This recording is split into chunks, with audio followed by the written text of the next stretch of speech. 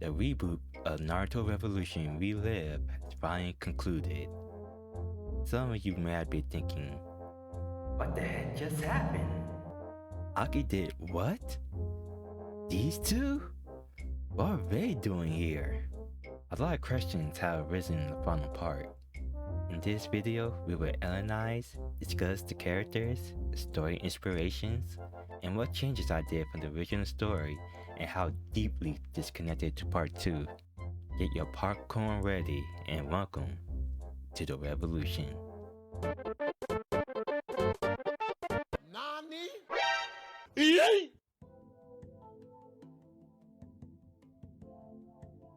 So, the timeline. So this story is set a year after Naruto the Last and a few months after the marriage of Naruto and Hinata. We can safely assume most of the characters here are around 20.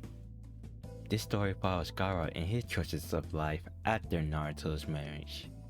The main plotline of his story, and basically season 1 as a whole, is the conflict between Aki and Maki for his love. Now we do know that his memories of Aki from the very beginning are fake, and she has erased his memories of Maki. But what does this mean? It means since the day he met her, he had been living a life for over 20 years.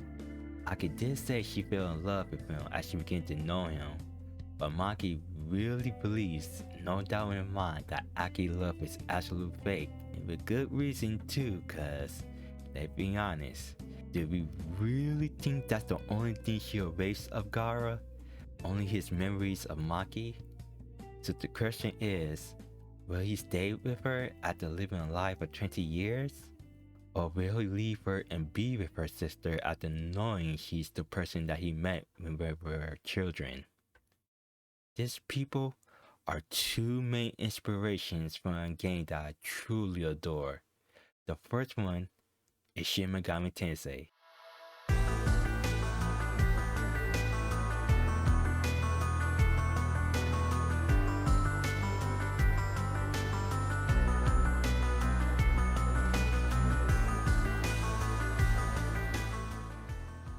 Shin Megami Tensei, or SMT, is created by Koji Okada in September 11, 1987, where Digital Devil story Megami Tensei is first released in the Nintendo Super Famicom, while over the years has changed its name to Shin Megami Tensei. The game is developed and published by Atlas, a game that many people know, Persona.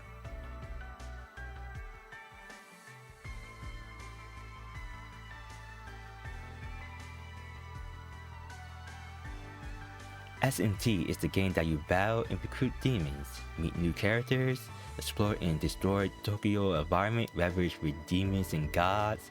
The ending you will also get that actually decides what kind of person you are, and the ending you will get with the alignment system.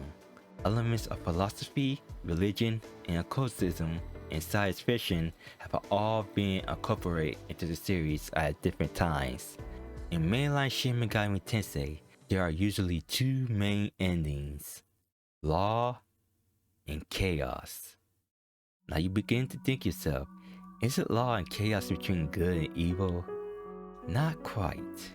Law and chaos isn't between good or evil, but mostly ideologies and philosophy.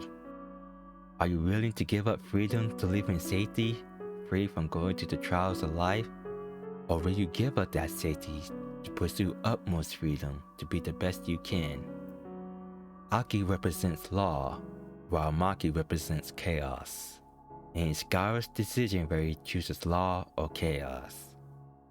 Now, in episode 1 to episode 5, there were a lot of changes from the original story. Such as, Kakashi is the Hokage, dinner with Gaara, Aki, Tamaru, and Kankuro. Maki showed up a whole lot earlier than last time. Naruto and Hinata's marriage life. Kakashi, Tamaru, and Kankuro are more involved in the first part of the story. And this girl when Gaara was at death's door. But mostly everything else is still the same in episode 1 to 5. The attack on Gaara, the bakery scene, Lucifer, and Garo defeating Oboro, or Makaba. Who is Lucifer and Makaba? Well, I am somewhat used to them from the Bible, but mostly the SMT versions of them. Some of you may have depicted Lucifer as the evil being, but he's not inherently evil. He even mentioned this back in episode 13.5. Are you going to destroy them, like you were planning from the start? Oh heavens, no. You see, my friend, I have enjoyed humanity's company over the years, over the centuries, over the millennia, the aeons, and whatever other term that people come up with to describe what is essentially a rather long time. Relatively speaking, of course. You could even say that humans have helped me change myself. Lucifer is a figure that tempts and tests characters throughout the story, and depending on the character's decisions, he can either be a great ally or a sinister foe. So Lucifer is not entirely evil, he's just testing them. And failing his test means death. Also, in the games, he had two depictions, one for SCT-4 and SCT-4 Apocalypse, and one we are using for SCT-5 and SCT Nocturne. Merkaba, on the other hand, is the Lord's chariot. According to Ezekiel, it is the chariot made of merry angels driven by the likeness of men. In SMT, he's the law's main flag. Its only belief is that anyone who does not believe in law doesn't deserve to exist. As George Carlin would say it, millions of dead motherfuckers. Millions of dead motherfuckers, all because they gave the wrong answer to the God question. You believe in God? No. Dead. You believe in God? Yes. You believe in my God? No. Dead. My God has a bigger dick than your God. as I said before, are you willing to give up freedom to live in safety? That's the belief law is. But enough of that, it's time for episode 6 to 9. Episodes 6 to 9 take place 7 to 8 years later after Gaara and Aki got married. Only a few changes in this part, such as Lucifer paying a visit to Hideo and adding more detail to Maki being mistaken for Aki. I didn't really change much about this part since episode 6 to 8 explains everything pretty well. Episode 9 has some changes, giving more information about what this entire story really is, and giving more backstory to Aki and Maki's childhood, like I said before. Episode 10 to 15 is where we talk about major changes. Big changes. I'm completely rewriting this whole part. In the original story, it's the Chunin Zem arc while characters like Hideo, Runa, and Kazumi are in the teenage years while the final battle in that story is Gaara vs Maki. In this rewritten story, this arc focused on the angels and other races revealing themselves to the human race. To give more clarity in part 2 of how the other races fit in the world in the first place. This is also a great moment to bring characters from part 2 and include them in part 1. Characters like Decim, Akise, Chido, Latifa, and most importantly, Reyes and Mocha. Since we now know that Runa has a history with Reyes and Mocha, that will translate to part 2. Also, a brand new character will be joining the story in the future, Warrior Mercury, an apostate that works with the church. What else is new is the explanation of the sacrifice. Back in 2012 to 2013, I really didn't explain why the Homura family did the sacrifice in the first place and how they did.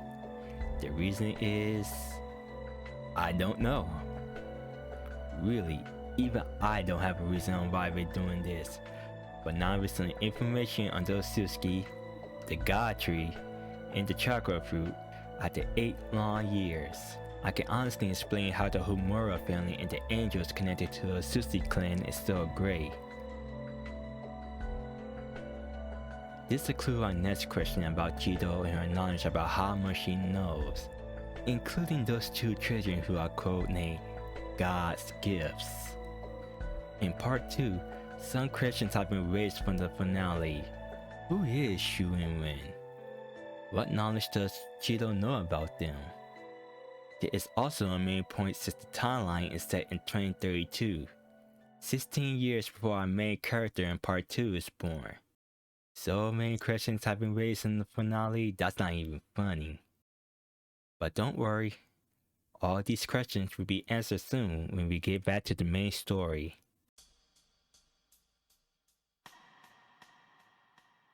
One of the strong points of Naruto Revolution is its mature story. None of that pirate friendship BS, or more of that talk no jutsu. It's a dark and moving storyline that makes you think of life. And to achieve that mysterious slumber of hope and despair is this story's soundtrack. In my honest belief, I really believe that a game's soundtrack can really make or break a video game. One of the game's soundtrack that I used the most, and also a main inspiration to this whole series story, is the Nier series. The Nier series had absolutely the most beautiful and depressing melody I have ever heard from a franchise. Some examples in this series: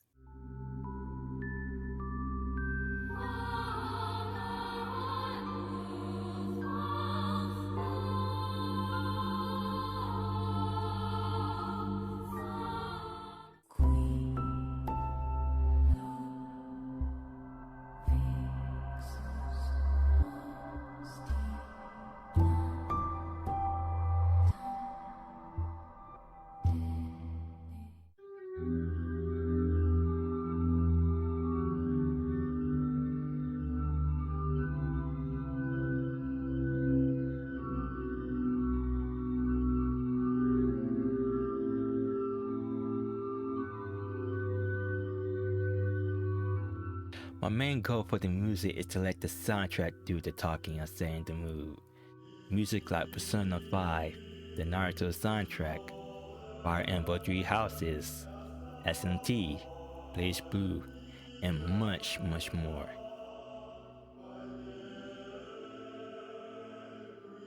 So what didn't make it in the final cut?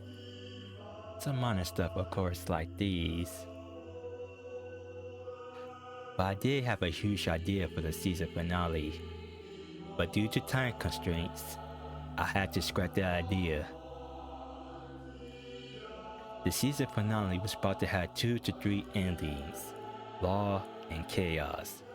In those endings, Gaara was supposed to either kill Maki or Aki.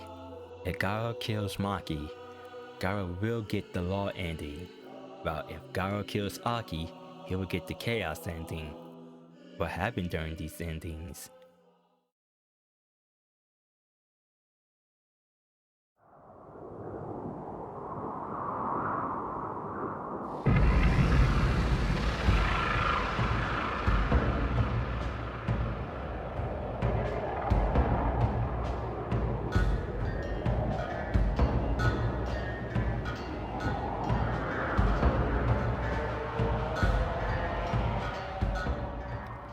In the Law ending, Aki will have used her mind hack ability on Gaara, and then the angels will have nuked the Shinobi world due to the Shinobi world has died without Gaara ever knowing, and living the rest of his days with Aki and her people, ignorant of what happened to the rest of the world without worry.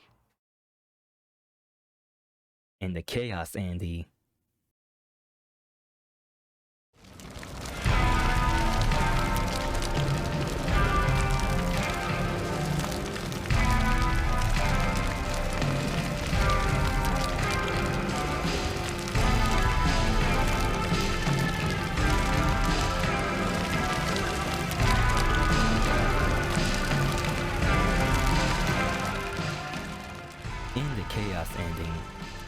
Gaara defeated Lucifer and acquired his power, and then he and Maki destroyed Tenshi for retribution for implanting and arresting his memories in the cruel fate that Maki was in back then.